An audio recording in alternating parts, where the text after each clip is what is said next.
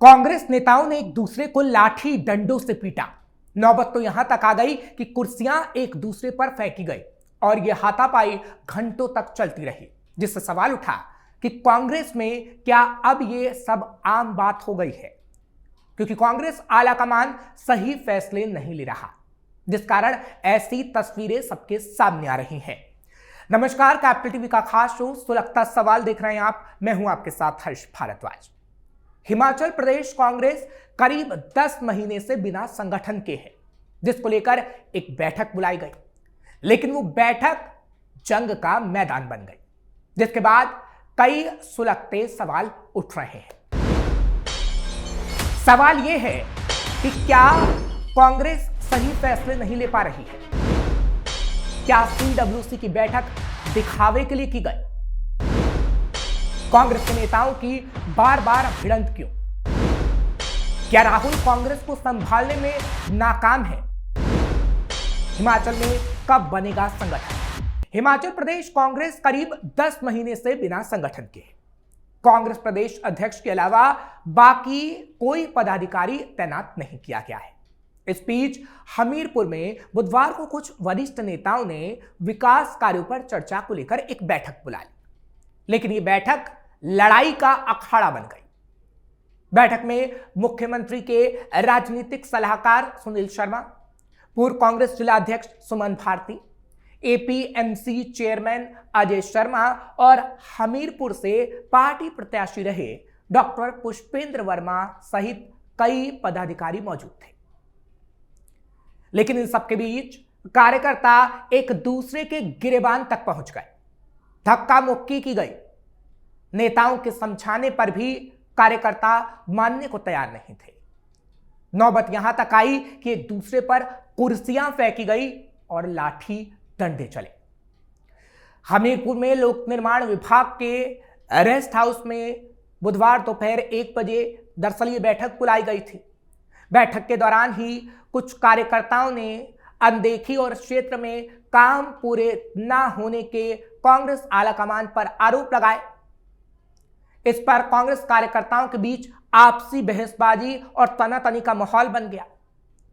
हालात ऐसे बने कि चर्चा का फोकस विकास कार्यों से सीधा हटकर आपसी आरोप प्रत्यारोप पर टिक गया। हालांकि वरिष्ठ नेताओं ने माहौल शांत करने की कोशिश की, लेकिन कार्यकर्ताओं की असहमति साफ तौर पर झलकती रही और मारपीट होती रही। कार्यकर्ता उलझते हुए रेस्ट हाउस से बाहर कैंपस तक पहुंच गए। डॉक्टर पुष्पेंद्र वर्मा समेत अन्य नेता शांत करवाने का प्रयास लगातार करते रहे, लेकिन कोई मानने को तैयार नहीं हुआ।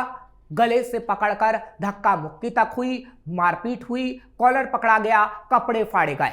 जिसकी तस्वीर सामने आई तो कई सवाल उठे। बिहार में भी कांग्रेस दफ्तर में मारपीट। हालांकि सिर्फ हिमाचल में नहीं, इससे पहले कई जगह ऐसी तस्वीर सामने आ चुकी है, जिसके बारे में आपको बताते हैं। हाल ही में बिहार के आरा में कांग्रेस दफ्तर में कार्यकर्ताओं के बीच जमकर मारपीट हुई थी। देखते ही देखते कार्यकर्ता इसी तरह आपस में भिड़ गए थे। कांग्रेस के प्रभारी सचिव बिहार और विधायक छत्तीसगढ़ भिलाई देवेंद्र प्रसाद यादव के सम्मान में एक समारोह रखा गया था। इसी दौरान कांग्रेस कार्यकर्ता आपस में भिड़ गए थे। देखते ही देखते हालात इतने बिगड़ गए थे कि वो लहूलुहान तक हो गए। इस घटना में पूर्व MLC अजय सिंह को चोट आई। कार्यकर्ताओं के बीच मारपीट का वीडियो सोशल मीडिया पर भी काफी तेजी से वायरल हुआ, जिसमें कार्यकर्ता आपस में भिड़ते नजर आ रहे थे और कांग्रेस आलाकमान पर अनदेखी के आरोप लगा रहे थे। कांग्रेस दफ्तर में हुई इस घटना ने पार्टी के भीतर की पोल खोलकर रख दी थी। जिस तरह से कार्यकर्ता आपस में मारपीट कर रहे हैं, उसने विरोधियों को बैठे बिठाए सवाल उठाने का मौका दे दिया था कि क्या कांग्रेस आलाकमान इन स्थितियों को अब संभाल नहीं पा रहा है। उत्तराखंड में भी कांग्रेस नेताओं में हुई थी मार। ऊधम सिंह नगर जिले के रुद्रपुर में भी कांग्रेस की गुटबाजी का एक वीडियो सामने आया था। कांग्रेस के संगठन सृजन अभियान के तहत आयोजित बैठक में अफरा तफरी का माहौल बन गया था, जब कांग्रेस के नेता आपस में ही भिड़ गए थे। मामला इतना बड़ा था कि बैठक मारपीट में बदल गई थी और पूरा घटनाक्रम मीडिया के कैमरों तक में कैद हो गया था। रुद्रपुर के सिटी क्लब में यह बहस हुई थी। हालांकि बैठक में AICC observer doctor Naresh Kumar, Congress नेता प्रदीप टम्टा भी मौजूद थे। बड़े नेता मौजूद थे, लेकिन फिर भी कांग्रेसियों ने आपस में गालीबाजी की, एक दूसरे को मारा। हालांकि ऑब्जर्वर के हस्तक्षेप के बाद मामला कुछ शांत हुआ, बीच में ही बैठक को समाप्त कर दिया गया। लेकिन जैसे ही बैठक खत्म हुई, उसके बाद एक बार फिर माहौल गर्मा गया और फिर गुटों के बीच यानी कांग्रेस कार्यकर्ताओं के बीच आपसी मारपीट शुरू हुई। कुर्सियां एक दूसरे पर फेंकी गई। यहां तक कि कांग्रेस के बड़े नेता राजेंद्र मिश्रा पर भी हमला किया गया और उनके कपड़े तक फाड़ दिए गए, जिसमें दिखा कि कैसे कांग्रेस के अंदर अंदरूनी खींचतान चल रही है और आला कमान से कांग्रेस के कार्यकर्ता खुश नहीं हैं। हरियाणा कांग्रेस में भी बगावत और मारामारी। हरियाणा में भी जिलाध्यक्षों की नियुक्ति के महीने भर के अंदर ही गुटबाजी सामने आने लगी। हाल ही में जब ईशापुर खेड़ी टोल से कांग्रेस सांसद दीपेंद्र हुड्डा ने पंजाब के बाढ़ पीड़ितों की मदद के लिए राहत सामग्री से भरे जिन वाहनों को रवाना किया, उन पर लगे पोस्टरों और बैनरों में जिला अध्यक्षों के नाम और फोटो नहीं थे।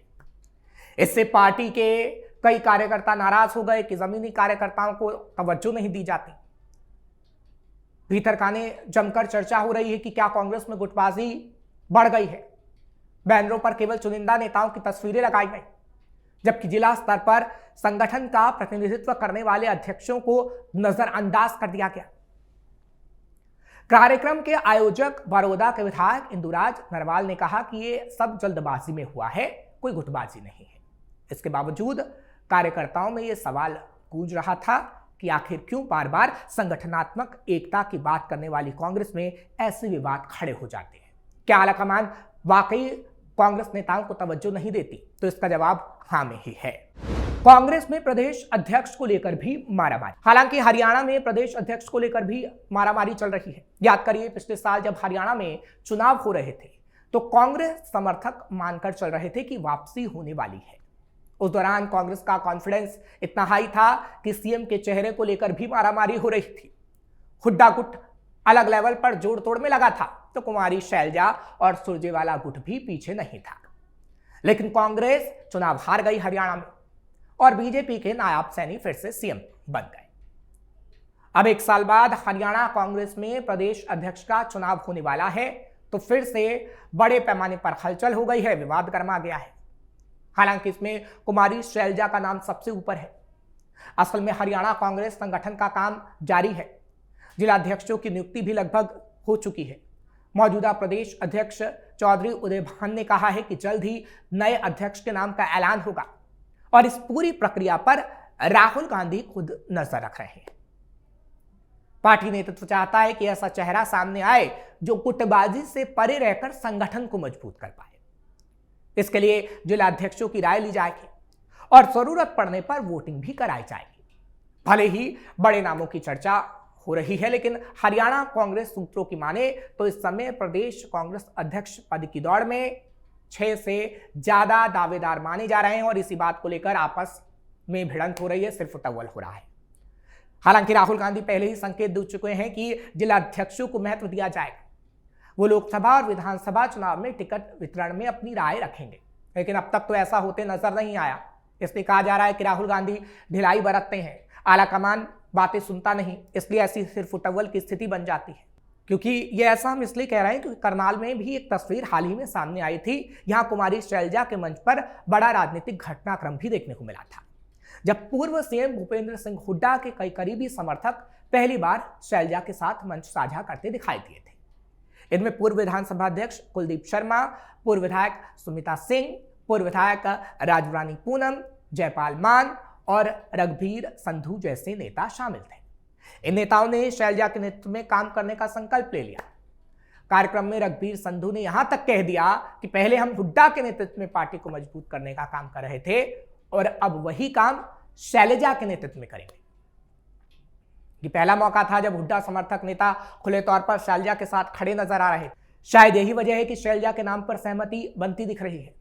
कुमारी शैलजा पहले भी कांग्रेस अध्यक्ष रह चुकी हैं और आलाकमान की वो काफी नजदीकी भी है। ऐसे में उनके नाम पर हलचल तेज है।